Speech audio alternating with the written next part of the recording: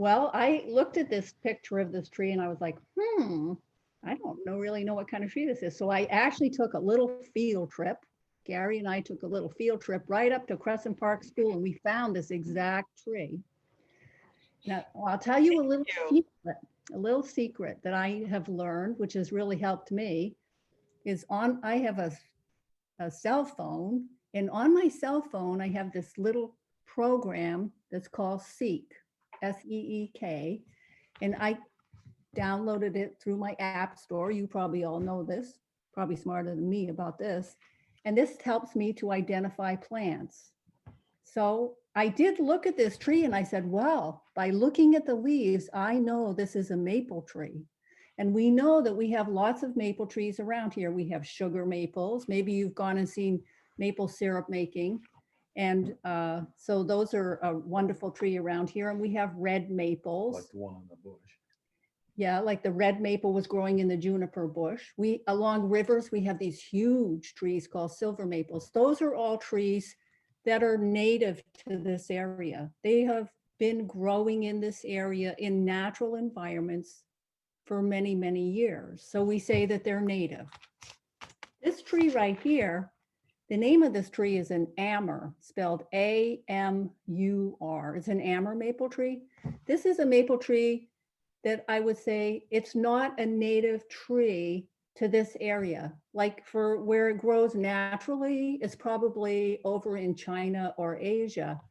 But like the creeping juniper, it's kind of it's planted as what's called an ornamental tree.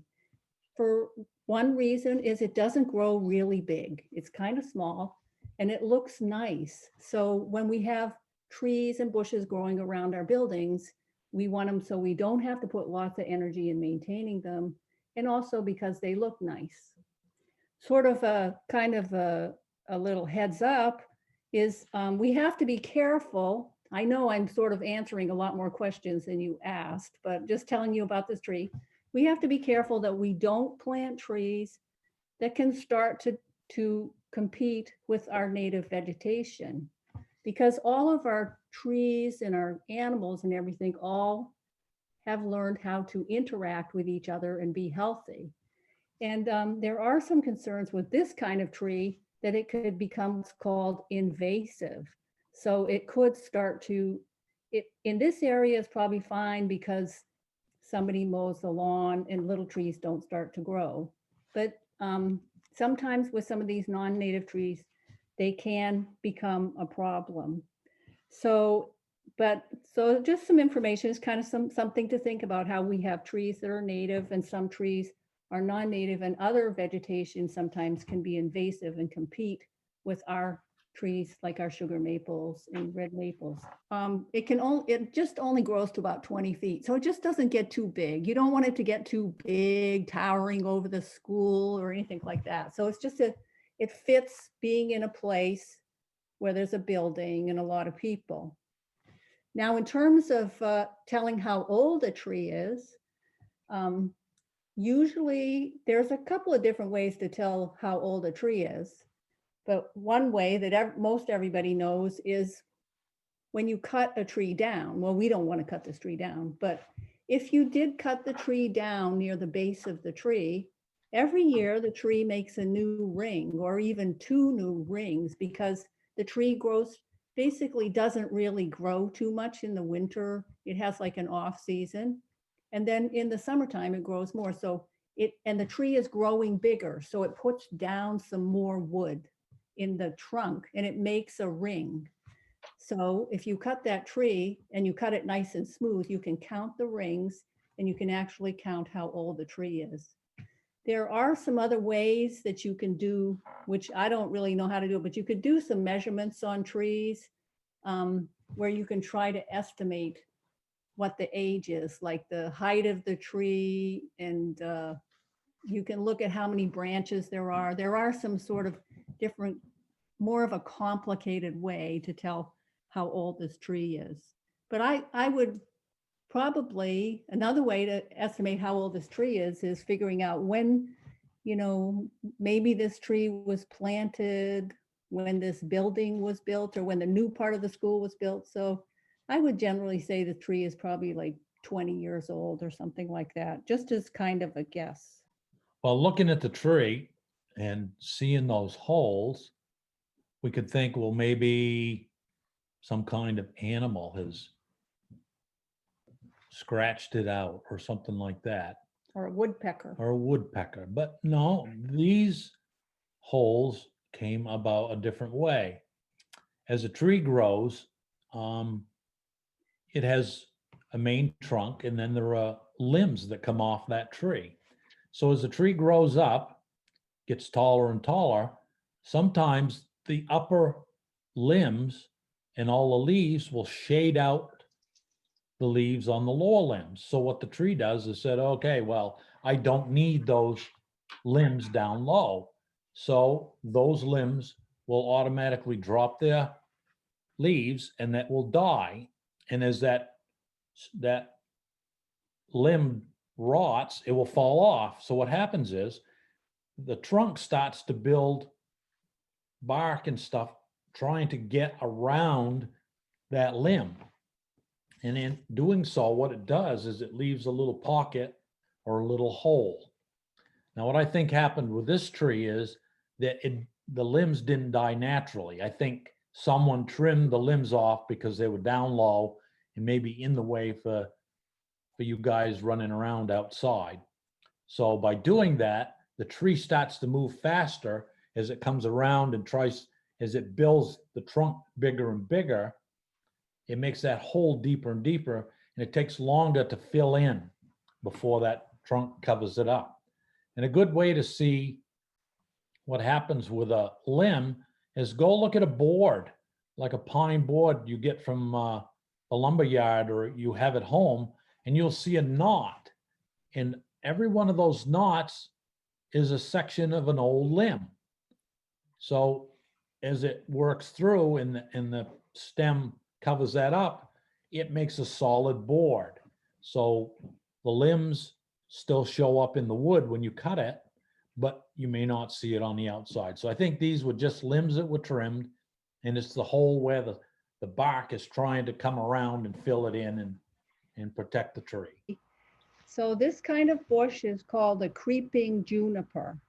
And I think that you took this picture near your school. That looks like the wall of Crescent Park School. And a lot of times these kind of bushes are kind of planted as an ornamental bush because they're really fairly easy to maintain. So, and part of the reason that they're easy to maintain is sort of the answer, I think, to your second question of why is this bush so spiky?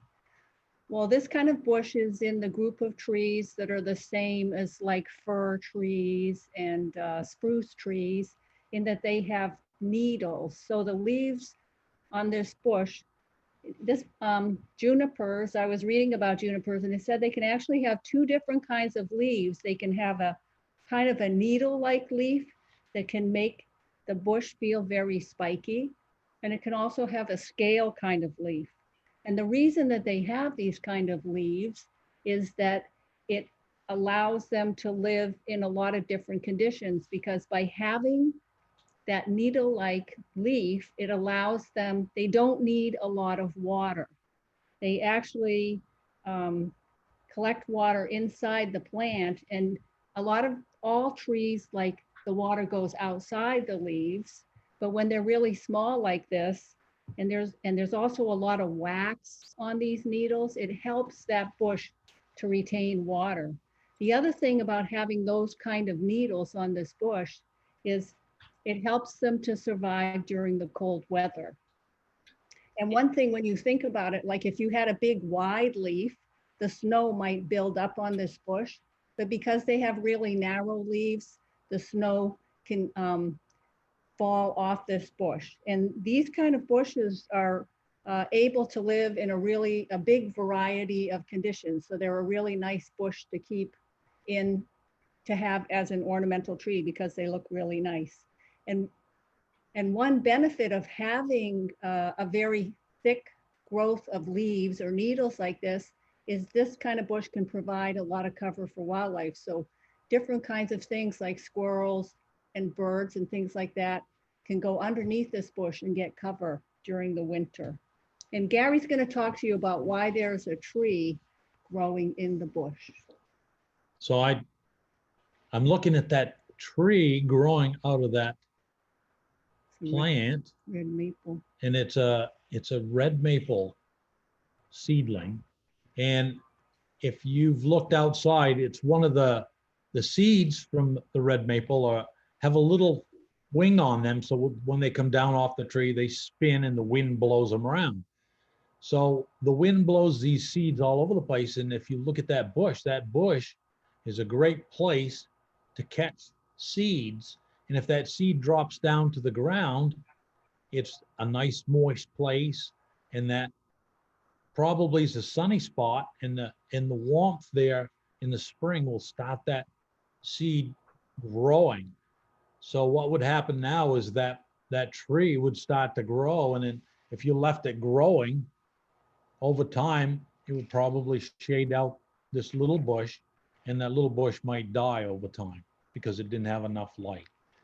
But I think that's what that is.